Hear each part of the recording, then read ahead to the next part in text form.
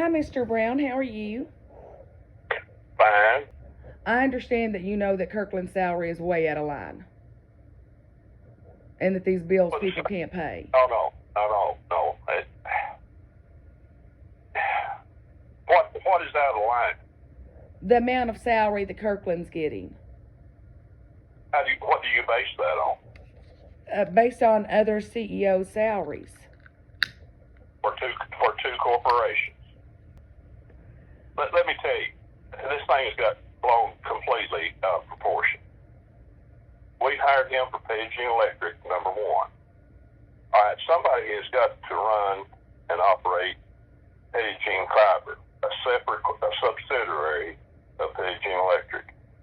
So instead of hiring another CEO, why don't we just hire the same one? He's active, good health, young enough to do it.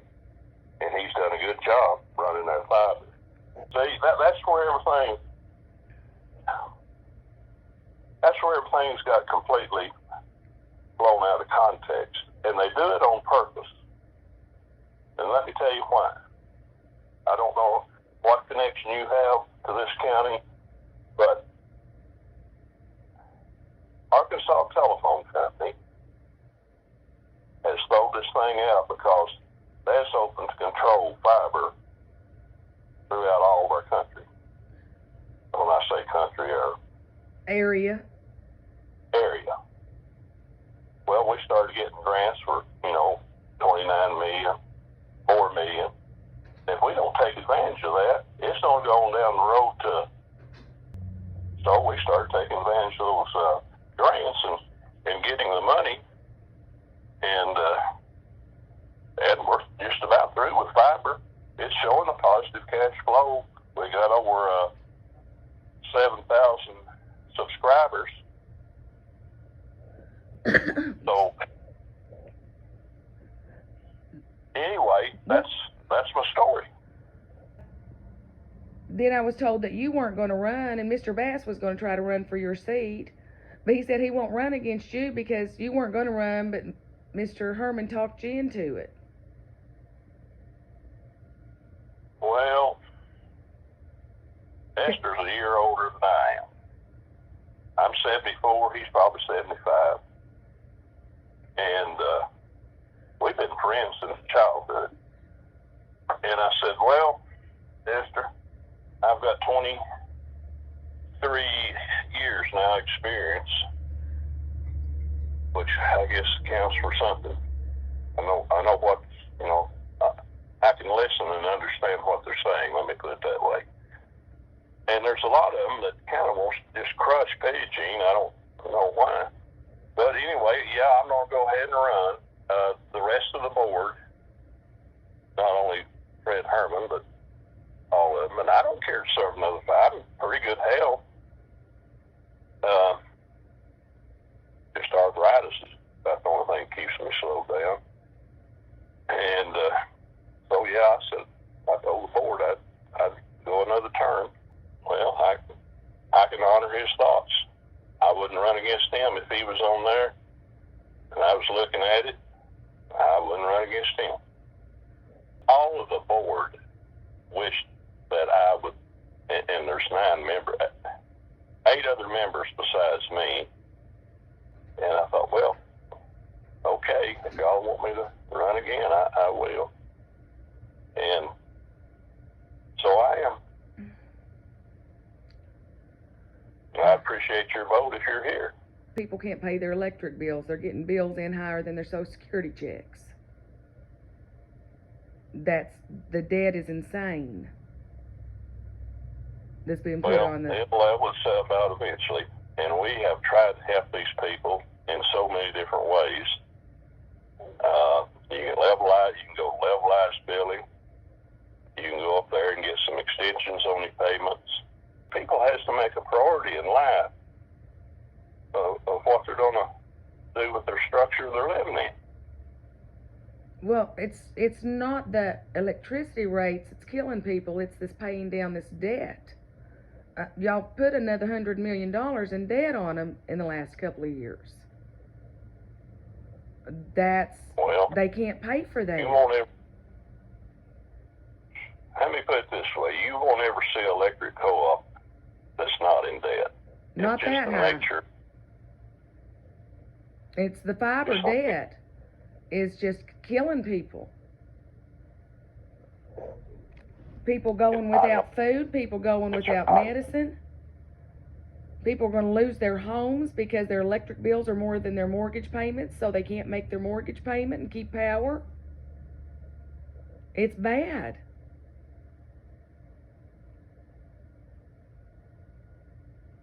You know, that's concerning to me. Well, it's concerning to me that the same people. I've been in the telephone book. We got married 53, almost. I'm in that telephone. Now, I won't be in this last issue, but I've been in the telephone book, ma'am, 53 years. My number has always been available. Well, it's not available through the co-op. Thanks for calling. All right. Well, I was calling to. Are you still there? Yes.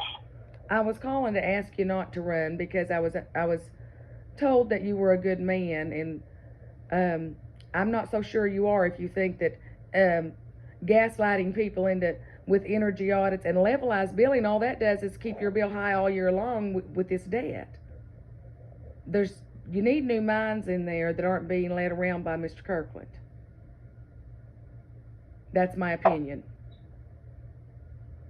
You know, I up until this conversation, I had given some deference to the board, thinking, you know, they have just been misled. But it sounds to me like you're stepping right in line with telling people, oh, it's your fault.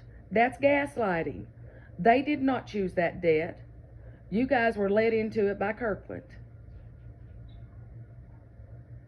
And that's just sad.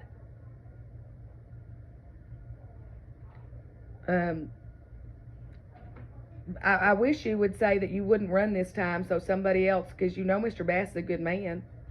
He would absolutely run for that seat, but he won't run against you. So I told him I was going to give you a call and see if you would do the good thing and step down. But I guess that's not what you want to do. Because, I mean, too long to call. I've done spent a lot of money on signs and business cards and advertising. Nobody should be serving. There should be term limits, for goodness sakes. You get caught up and you get in with it's called groupthink. It's a psychology thing. And you all go hook, line, straight down the line of, well, we're going to do this, this, and this. And you need some new people on that board so that you've got fresh perspectives. It's like, to find solutions, sometimes you need a fresh set of eyes. And honestly, there needs to be some solutions at least being looked for. Does that make sense? To a certain extent, it does. The co-op should be reasonable on their pricing. And it's really, really, really troubling that it is as high as it is. And the amount of salaries, honestly, are too much, in my opinion. Way too much. And that is problematic. And I understand that Mr. Collins said only reason he stayed on the board was to keep the insurance. Well, my God, every one of y'all are on Medicare. Why are y'all making people pay for y'all's health insurance? That's we just. don't have I'm sorry, well, I interrupted you there. That's all right. We're not gaining anything from this conversation. Well, do you not have a understand choice? You were saying you didn't have a choice. We have to keep the system going, and you sometimes have to spend some money to do that. But I appreciate your call and your concern. Can you tell me why y'all are getting insurance? Are you still there? Oh, I hear you. Mr. Brown? Can you tell me why the board members are getting health insurance and all that insurance?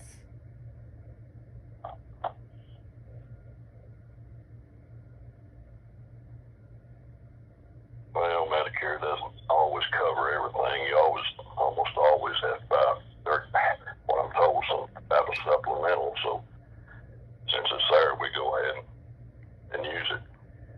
And then, is it, and so the health insurance is so you don't have to pay a Medicare supplement?